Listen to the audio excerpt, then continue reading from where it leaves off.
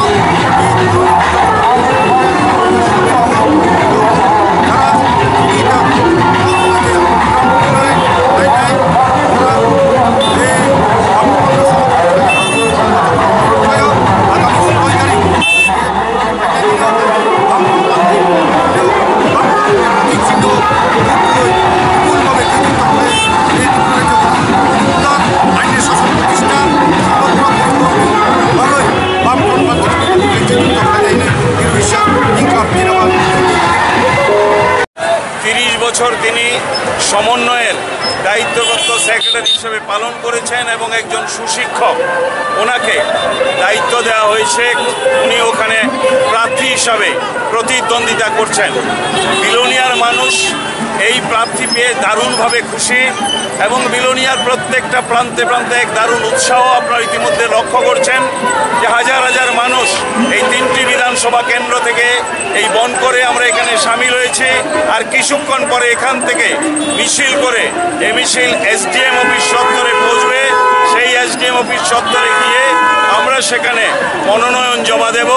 এই কাজ সেখানে করা হবে এবং আমরা কথা বলতে চাই যে বিলোনিয়ার মানুষ আজ মনোনয়ন জমা দেওয়াকে কেন্দ্র করে যে উৎসাহ দেখাচ্ছেন, যে আগ্রহ দেখাচ্ছেন, তাতে এটা নিশ্চিত করে বলা যায় যে বিলোনিয়ার 3টি বিধানসভা কেন্দ্রে মানুষ প্রস্তুত হয়ে রয়েছেন বিজেপিকে পরাজিত করে। আবার এখানে 3টি জোটের যে প্রার্থী, সেই প্রার্থী হিসাবে বামপন্থী প্রার্থী এখানে তিনজনকেই আবারও বিপুল ভোটে জয়ী করবার জন্য মানুষ প্রত্যয় দৃঢ় শপথ নিচ্ছেন, প্রস্তুতি নিচ্ছেন।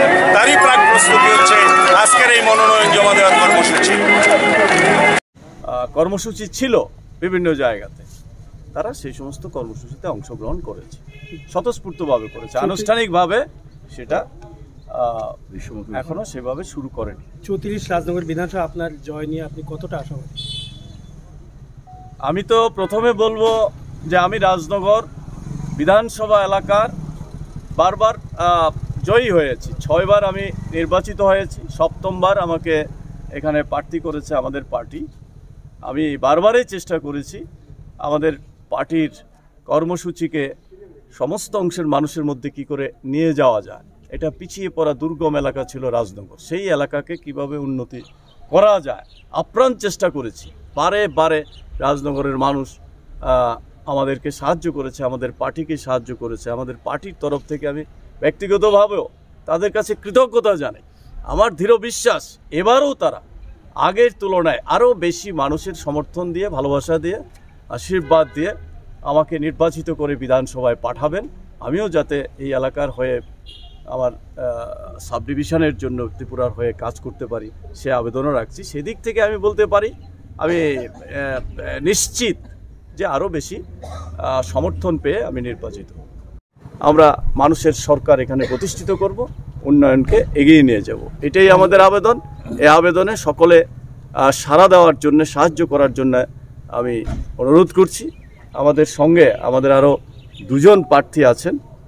এখানে আমাদের অশোক মিত্র, বিলোনিয়া মহকুমার সমস্ত অংশের মানুষ জানেন, উনি রাষ্ট্রপতি পুরস্কারপ্রাপ্ত শিক্ষক আন্দোলনের পুরোধা নেতৃত্ব সারা রাজ্যের সকলের সম্মানিত শ্রদ্ধেয়। উনি আজকে আমাদের ঋষ্যমুখ কেন্দ্র থেকে প্রার্থী হয়েছেন, উনি উপস্থিত আছেন, উনিও কিছু আপনাদের সামনে বলবেন। আপনাদের জোট কি অব্যাহত রয়েছে? আমরা অব্যাহত রাখার চেষ্টাই চালিয়ে যাচ্ছি।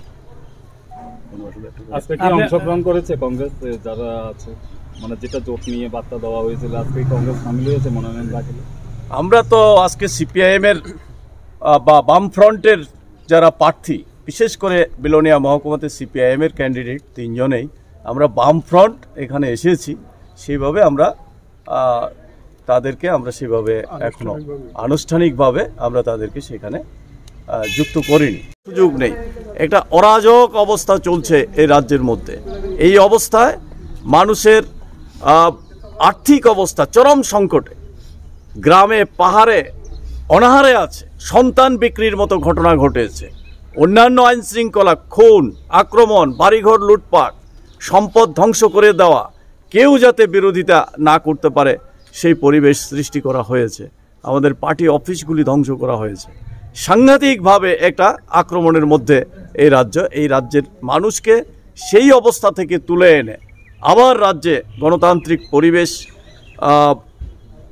পুনরুদ্ধার করে সমস্ত অংশের মানুষের, হিন্দু, মুসলিম, পাহাড়ি, বাঙালি, মানে ধর্ম বর্ণের ঊর্ধ্বে উঠে এই রাজ্যের মানুষ ঐক্যবদ্ধভাবে শান্তিপূর্ণভাবে বসবাস করে আমরা অভ্যস্ত। বামফ্রন্ট সরকার ত্রিপুরা রাজ্যকে বিশাল উন্নয়নের দিকে নিয়ে গেছে, একেবারে সামগ্রিকভাবে রাস্তাঘাট, শিক্ষা, স্বাস্থ্য, বিদ্যুৎ, জলসেচ, পানীয় জল, সামগ্রিকভাবে। এই অবস্থায় 5টা বছরে কোথাও ন্যূনতম কাজ নাই, নতুন কোনো পরিকল্পনা নাই, সমস্ত গ্রামে পাহাড়ে ভেঙে পড়েছে। এই অবস্থা থেকে বের করে এনে আবার আমরা এই রাজ্যের উন্নয়নের ধারাকে অব্যাহত রাখতে চাই। রাজ্যে একটা সুখী সমৃদ্ধ ভবিষ্যৎ প্রজন্মের জন্য একটা ভালো রাজ্য যাতে আমরা করতে পারি সেই চেষ্টা আমরা করব। এই আন্দোলনে আমরা শুধু বামফ্রন্ট না, তার বাইরেও এই ধরনের চরম সংকট থেকে রাজ্যকে উদ্ধার করতে গেলে, মানুষের গণতান্ত্রিক পুনরুদ্ধার করতে গেলে শুধু আমরা একা না, অন্যান্য যে সমস্ত ধর্মনিরপেক্ষ গণতান্ত্রিক দল আছে তাদেরকেও আমরা এই আন্দোলনে সামিল হওয়ার আহ্বান রেখেছি। তাদের সঙ্গে সেইভাবে আলোচনা চলছে। আমরা আশা করি এই অত্যাচারের হাত থেকে ত্রিপুরাকে মুক্ত করতে পারবো। ত্রিপুরা নতুন আরেকটা পরিবেশ